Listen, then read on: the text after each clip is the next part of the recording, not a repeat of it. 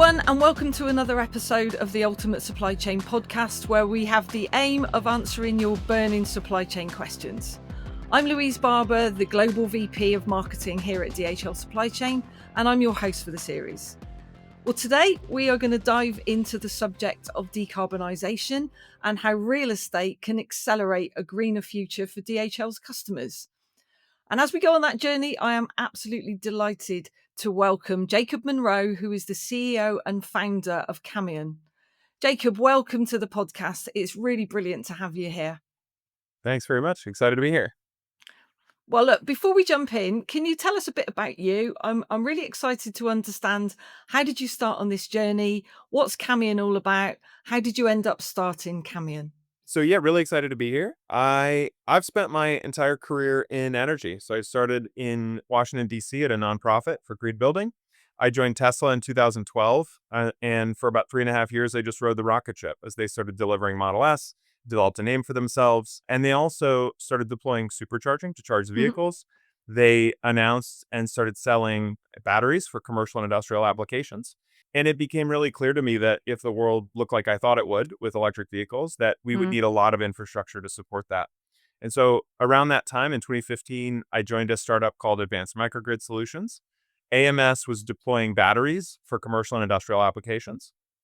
And we ultimately built a 360 megawatt hour virtual power plant that provided flexibility and grid services to utilities in California, and also provided cost savings to the hosts. And the hosts were businesses like Walmart. They were commercial buildings. They were large hospitals, essentially anyone who had a lot of electrical use or a lot of sites or both. Right. And it was really there during that 4-year period that I recognized the value of energy to real estate. And I could see this intersection coming between real estate and electrification, and that there was a huge opportunity here, and then that there would be a challenge. I moved to the UK and became chief commercial officer of another flexibility firm, and ultimately started Camion in 2022. And we're on the mission of essentially accessing that value that we think energy can create in real estate. And that's how we started to work with DHL. So we build a software platform that helps large real estate owners and large vehicle fleets like 3PLs electrify their fleets and warehouses, and then maximize the value of that electrification once it comes online. Great. Thank you for sharing that, Jacob. Researching before I spoke to you, because contrary to popular belief, I do a tiny bit of research. Looking at your website, I can see you at the confluence of the energy, the data, the real estate. You've got a really fascinating website, which is really informative, actually. So I encourage people to have a look. It's a great website, and tells a really exciting story. Can you talk to us a little bit about how you're working together with DHL Supply Chain and how we identified the opportunity to work together? Because, as I say, the kind of data, the ecosystem, Yeah. the real estate, the whole green agenda is a really fascinating confluence. Yeah, absolutely. So essentially data is core to any energy project. In Mm, order to deploy solar or batteries, you have to understand the demand that's coming from a particular location, or demand you expect to come from a particular location. And so our software essentially ingests data like fleet telematics, right, smart meter data from the building, and forecasts for those demand sources, and then essentially looks at millions of potential scenarios for combining electric vehicles, electric heat, energy storage, and solar in the context of the goals and constraints of a particular organization. So right. if a given 3PL is interested in hitting a particular net zero target, say by 2035 or 2040, we Yeah. can use that constraint. And in the context of all the data they've provided, we can give them a path to get there. And so we started working with DHL on the incredible Corby project that you guys are looking at deploying, which is an almost 2 million square foot development in the UK, to Hmm. understand if we electrify or if DHL electrifies their operations, including elements of their fleet, how much value can be created on the site in the form of solar and energy storage. So it's been an incredibly exciting project. And I think at the core of it is this idea that historically demand for power is seen as a negative. And that is changing because it's opening up these opportunities to do things like deploy solar and storage. Can we talk a little bit about the barriers of deploying EV charging infrastructure at real estate sites? What should tenants care about when they're trying to make those investments on site? Let's talk about the Absolutely. dynamics. Yeah. So there are a few things, and I think ultimately they are opportunities. So one is grid capacity. Hmm. So if you look at a large portfolio of sites, not all of them could secure power in a short period of time, Right. and that's gonna limit things. That's also an opportunity to get ahead of that, take the risk on applying for grid capacity early, and being willing to say that when that grid capacity comes, I'm going to use it. There are upfront costs, and I think there are interesting financing solutions, and there are different ways to handle those upfront costs, but it's certainly Right. a concern both on the cost of the vehicle side, but also the cost of the infrastructure. Some level of demand uncertainty. So I think DHL is very unique and has a major advantage in that it has a lot of electrical demand on its sites. And so it doesn't have as much demand uncertainty, and therefore it can be a first mover in this. But demand uncertainty is a concern when you invest ahead of that demand Of in course. infrastructure. That's a If you risk. build it, will they come? Exactly. And then Yeah. site suitability is a risk. And this is why it's excellent that the real estate team is focused on this. You have to ask yourself, is the charging for the vehicles near the driver welfare area? Am I developing sites and am I installing infrastructure in existing sites that actually works in the workflow that we're used to and has a minimal disruption to the site? So I think those are some of the risks and the major opportunities in our view for 3PLs that solve those problems. Well, let's jump into those opportunities. What are the 3PLs who aren't doing this missing out on? So, yeah, I think the 3PLs that aren't doing this, And their customers, of course. What is that, what is that ecosystem missing out on? yeah, absolutely. So, I think ultimately it feels like a trickle now, but Mm, again, I think ultimately when the economics make very clear sense for the full level of the value chain, we're going to see a flood because then they'll have to make that economic decision. And so they're missing out on ultimately, I think, winning those customers down the road when this is a no-brainer, when the tide has fully turned and there's no question about the economics working. If you haven't secured grid power, if you haven't yeah. installed infrastructure, if you haven't put in the infrastructure in a way that works with the customer's operations, Supply will be it's going to gone, be won't it? very painful. It's going to Yeah. be very painful. That's exactly right. And so there's major first mover advantage here. And I think both in terms of being the EV charging provider, but also in hedging or reducing cost with on-site renewables. DHL has, and really all 3PLs have a huge opportunity in the form of their footprint of real estate, right? Essentially, what DHL has is a huge amount of electrical demand and potential electrical demand. Mm. And they're coming and they're saying, in the context of that demand, what could I potentially do on this site? How can I create value? And DHL is very unique in that they have a real estate solutions group and they also have control over their own fleet and they also operate with their customers' fleets. The question is really, how do I combine those different data sets and come up with a plan to deploy infrastructure at my site and then create value with it, right? Because I think again, not only is demand seen as a negative, but decarbonization in general is often seen as a cost. And the reality is, if you have demand at your site, then that demand can actually be a value creator. And so DHL has really been open minded about the potential to create value with the demand across their portfolio. And Jacob, is that demand at the point of build, or is it something you revisit throughout the life of that piece of real estate? How do we make sure we're always staying up to speed with the opportunities and benefits that we can provide for customers? Yeah, it's a great question. So, mobility, automation, heat, and intelligence are all electrifying at an incredible rate. Right. And we're also seeing the cost of these resources drop dramatically, right? So solar panels are constantly dropping in price, batteries are constantly dropping in price, electric vehicles are constantly dropping in price. And then you have this further factor, which is grid capacity, Mm. right? And all of those dynamic elements essentially have to be looked at on a constant basis. I think historically, the way the real estate industry works is a landowner or a tenant will go out and hire a consultant and say, "What's the potential for electrification and for generation at my site?" Consultant will do a report and they'll come back with a single moment in time. And Yeah, the second that that report is delivered, it's it's out of stale. date. Yeah. Yeah. And so we're looking at that data on a constant basis and looking at the sort of exogenous data of how much does power cost from the grid, is grid Mm, capacity available, et cetera, and doing that constant analysis to say, well, what would happen today if we electrified our heat pump or electrified our heat, right? What would mm. happen today if we added 6 electric HGVs to the site and added solar to serve that demand? What would the overall picture look like? What would the holistic view of that site be? So is it like a digital twin then? Is that what you're doing? You're dialing up and dialing down and modeling what the benefits could be and what the outcome could be? Yeah, that is one way to look at it. I think a digital twin is a really good simple way to think about the model of a site and what's possible given, countless scenarios Yeah. today, but also what's being forecast. And, are you deep enough into the life of a customer yet? Or because, I mean, real estate, is not a quick thing. Are you deep enough in to know how frequently those demands might change or the needs might change?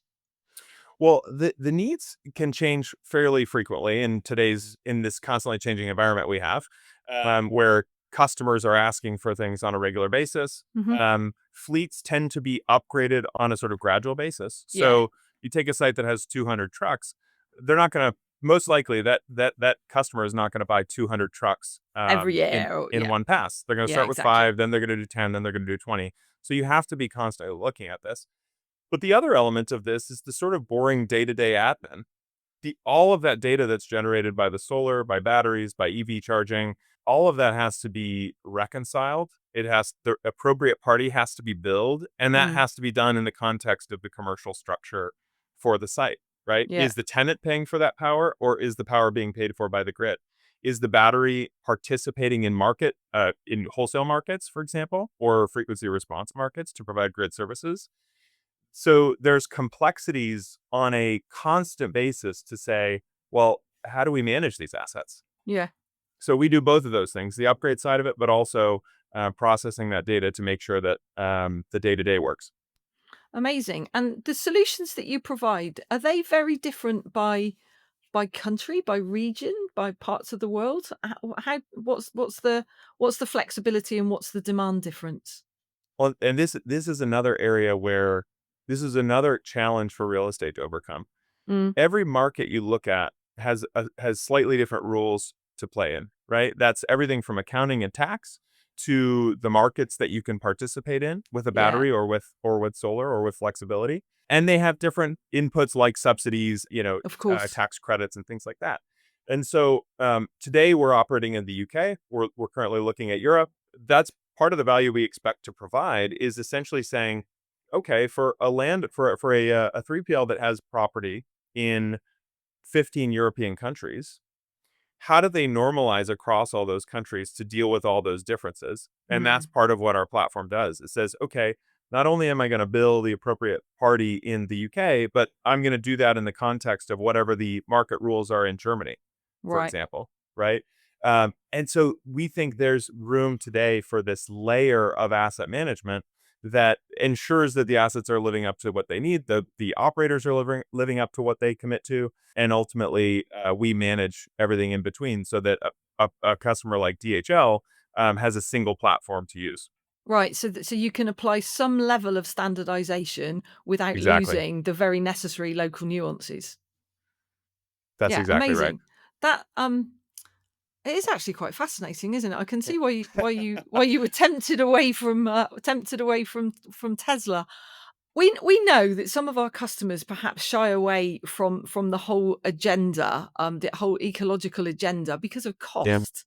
Is that fair? And what can we do about it? How can we help customers make that huge that huge commitment, that huge investment, without necessarily seeing this only as a financial investment?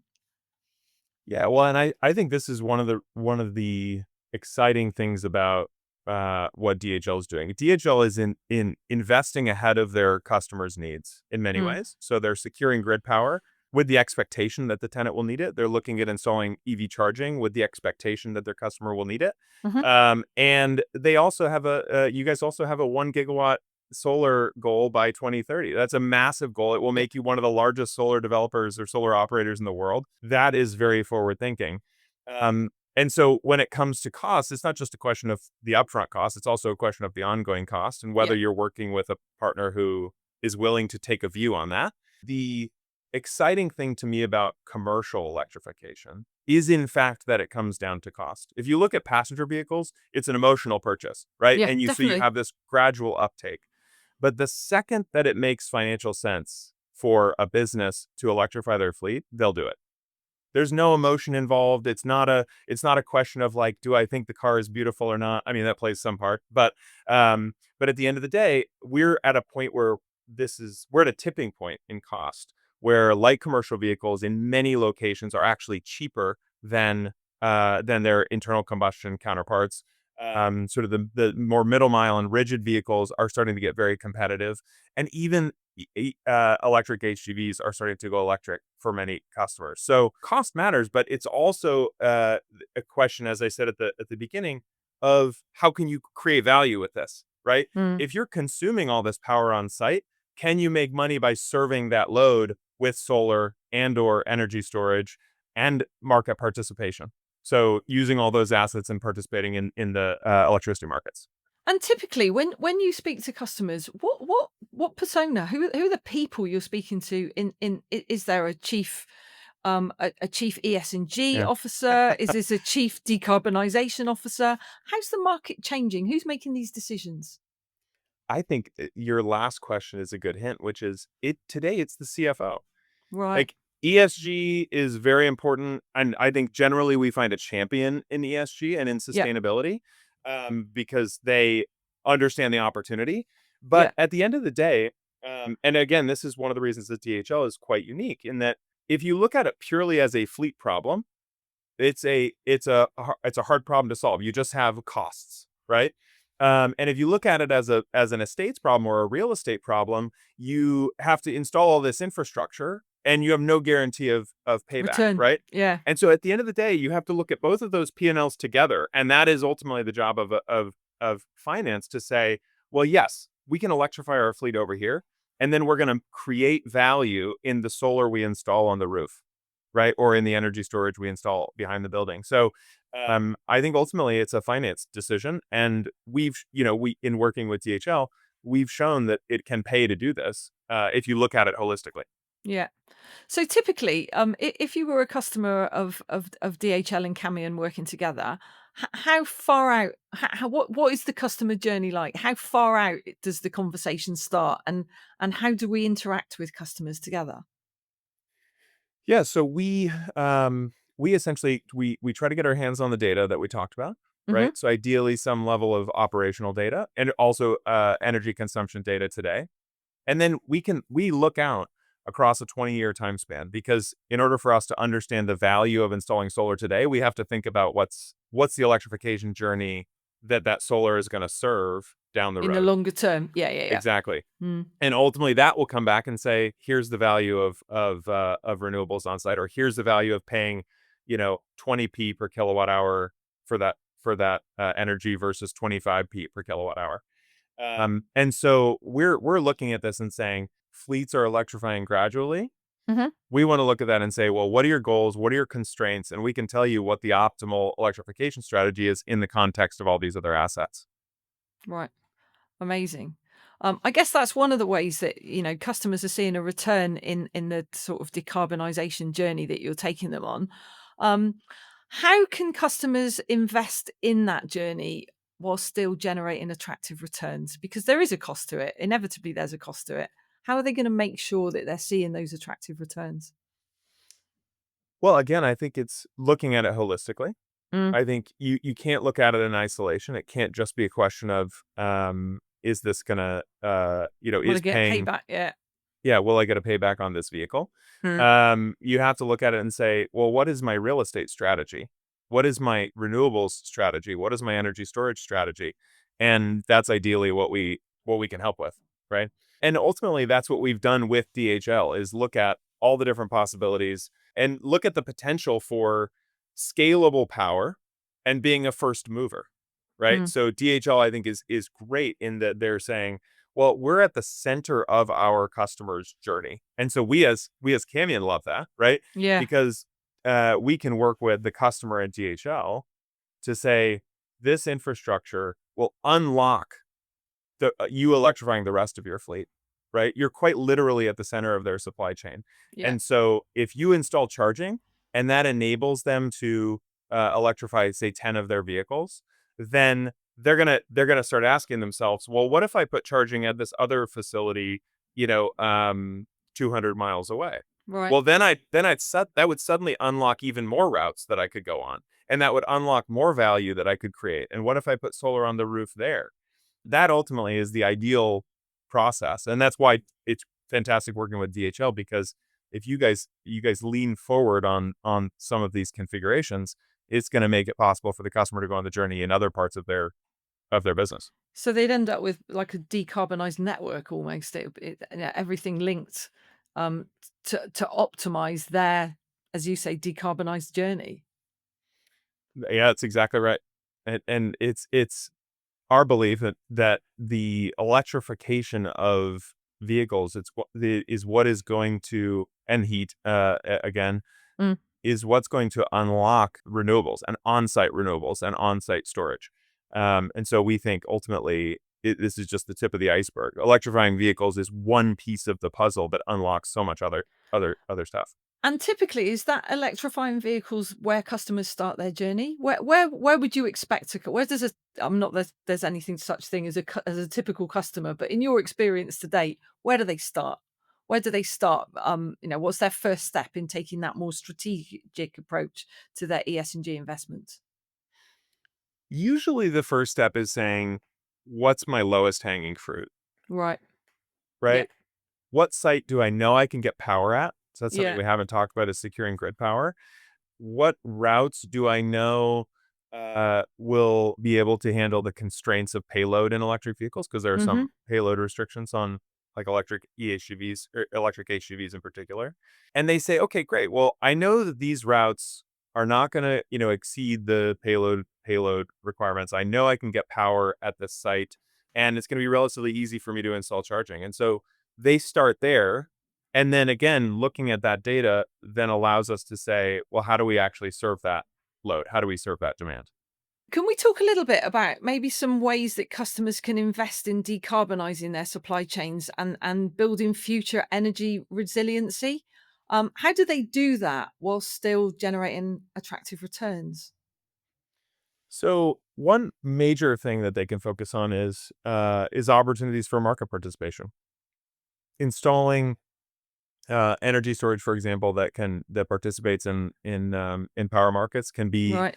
a great way to justify an investment ahead of the actual on-site electrification. So, for example, a few years from now, it might make sense that a battery is used for on-site consumption, whereas today it makes sense that it participates in frequency response markets.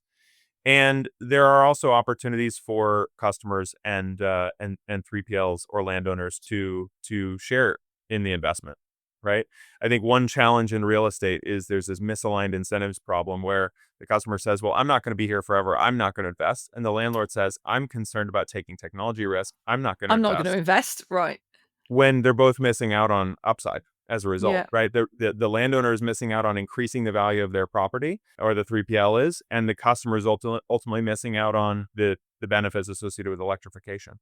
So I think there are those are some key ways they can get ahead of this. Definitely. And where would you recommend customers to start in taking that more strategic view of an ES&G investment? I think ultimately, again, looking at it as a holistic problem that doesn't just apply to their fleet, for example, Right. or doesn't just apply to their roof. Hmm. You have to look at these things together. If you can lock in your energy supply from your roof, and that can drive down the TCO of your fleet, or the total cost of ownership of your fleet. Your fleet. Yeah. And you can actually create value depending on whether and how you invest in the solar on the roof. You can actually create value in that asset by underwriting it with the demand from So fleet kind of offsetting it electrification. almost. Absolutely. Mm. So I think you need to think about it as a CFO level concern, not just a problem for the fleet to solve and not just a problem for real estate to solve. And is it feasible, do you think, for there to be almost um, a demand neutral facility in that where your solar is powering your fleet? Is that ever going to be feasible? I mean, that's got to be the nirvana, hasn't it? It is, yeah. I feel very confident, especially when you look at large logistics facilities. And I think this is one of the reasons that DHL has such an advantage, maybe a singular advantage in the world, because the huge footprint of real estate that Mm. that DHL operates, it is possible, technically possible today, to serve an electrified site with solar on the roof at a 1 million square foot warehouse, or it doesn't even have to be quite that big, for the solar on the roof plus a battery to serve the needs of an electrified fleet and Mm. operation. And the question now is, when does that make complete financial sense? On some locations, it does today, Yeah. but I think it's just we have to think about it on a step by step basis, and that is a huge opportunity. It's fascinating. We sometimes, when people say to us, what's supply chain? What's the business? Certainly some of our sister BUs, when we're having those conversations, we talk about trucks and sheds. Yeah, And when I speak to you, I can see how trucks and sheds are actually hugely complementary in the context of the energy supply and demand cycle. It's absolutely fascinating. And it's yeah, great that, to hear you talk about investing ahead of the curve. Our real estate team constantly talking about invest ahead of demand. It had not occurred to me that things like the price of electricity and getting a slot on the grid demands, it's not just a good idea, it's an essential idea. Um, What's the future like? Where do you see the future? If we were having this conversation, I mean, I've been at DHL 7 years now, and I was on site yesterday in the Midlands, and I was amazed at the site I was on, the number of electric um, charging facilities there were on our site for our own team, yeah, for our own colleagues on site. That is incredible, just in the space I've been at DHL, and was great for me because I've got a hybrid vehicle and I can rarely find somewhere to plug it in. But fantastic for the day. So yeah. the speed of change just in the last 3, 4, 5 years has been incredible. What do the next 5 or 10 look like? I think, and I hate to say this, I think it depends on how willing folks are to invest ahead of the demand, right? If Yeah. you look at grid power is really unique in that if you don't apply for it now, if you don't try to secure it now, it's Mm, going to take a lot longer, right? If you get that quote back and it says you can't have power at this site until 2030, well, I'll tell you, you should probably take that, right? mm. The question is, are more 3PLs going to start taking those risks? Because if they do, then they can again invest ahead of their customers' demand, which then unlocks the possibility of electrification. Then it's flexible charging solutions, right? It's are they charging en route? Are they charging at the depot? Are they charging at the client's location? What does that journey actually look like? But to me, it's hopefully the folks with the biggest opportunity in the space, the largest real estate owners, saying we're going to secure power, we're going to invest in this infrastructure, we're going to electrify where we can electrify, and then ultimately offering that solution to all of their customers. Jacob, thank you so much for joining us today. It was absolutely fascinating to talk to you. A real pleasure for me to have you on the podcast, to have someone talk with such passion, and the things you believe in is always makes my job so much easier. So thank you for that. I'm really excited to see what the future outcomes might be around our collaboration between DHL and Camion. Of course, big thank you to our listener. We wouldn't do this if it wasn't for you. So thank you very much for joining us today. Please subscribe and visit our website, and let us know what other subjects you'd like us to cover in the Ultimate Supply Chain podcast. Thanks for listening.